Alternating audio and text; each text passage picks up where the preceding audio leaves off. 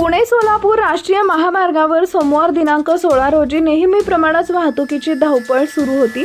दुपारचा कडक उन्हाळा, सूर्य अगदी डोक्यावर आणि कवडीपाट टोल नाक्याजवळ एक तरुण आपली जुनी दुचाकी घेऊन कामासाठी निघाला होता। सगळं काही नेहमीसारखंच होतं, पण पुढच्या काही मिनिटात त्याच्या आयुष्यात असा प्रसंग येणार आहे याची त्याला अजिबात कल्पना नव्हती।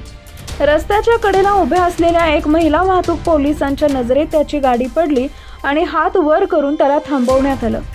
गाडी बाजूला लाव असा आदेश मिळताच तो थोडा घाबरला, कारण त्याच्या गाडीची नंबर प्लेट तुटलेली होती।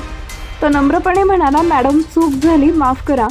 काही क्षण शांतता पसरली, पण पुढच्या क्षणी जे ऐकायला मिळालं ते धक्कादायक होतं। "दंड वगैरे काही नाही, आमच्या मांजरीसाठी दूध घेऊन ये आणि बिस्किटासाठी 200 रुपये दे, मग जा." सुरुवातीला तरुणाला वाटलं तो चुकीचं ऐकत आहे, पण पुन्हा तोच कठोर आवाज आला, "पैसे दिल्याशिवाय गाडी सोडणार नाही." त्या क्षणी त्याचा आत्मविश्वास पूर्णपणे ढासळला। त्याने खिशात हात घातला, पण फक्त काही सुट्टे पैसेच होते।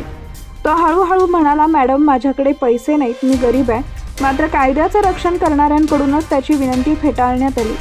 घामानं अंग भिजलं, डोळ्यासमोर काम, घर आणि जबाबदाऱ्या सगळं तरळू लागलं।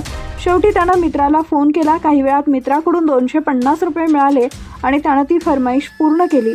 तो तिथून निघून गेला, पण मनात एक मोठा प्रश्न घेऊन, हा दंड होता की कायद्याच्या नावाखाली झालेला सौदा?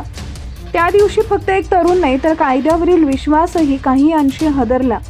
लोणी काळभोर परिसरात या घटनेनंतर नागरिकांमध्ये तीव्र नाराजी व्यक्त होतीये।